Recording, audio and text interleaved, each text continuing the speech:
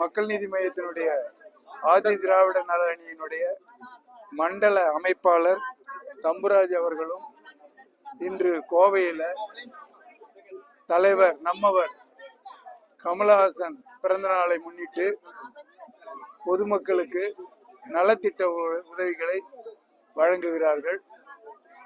இந்த நலத்திட்ட உதவி வழங்கும் விழாவில் இன்று துணைத் தலைவர்கள் நானும் தங்கவேலு அவர்களும், மாநில செயலாளர்கள் சிநேகன் மற்றும் செந்தில் ஆறுமுகம், மூகாம்பிகை ரத்தினம், மாநில ஒருங்கிணைப்பாளர் நாகராஜ் மற்றும் இந்த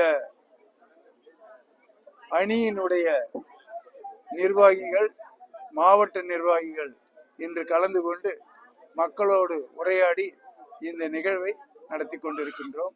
இந்த நிகழ்விலே நம்முடைய தலைவர் கமலஹாசன் அவர்கள் எதற்காக திமுக கூட்டணியுடன் இணைந்திருக்கின்றார், அதோடு மட்டுமல்ல அதனுடைய முக்கியத்துவம் என்ன என்பதையும் விளக்கி மக்களுக்கு கூறினோம். நன்றி.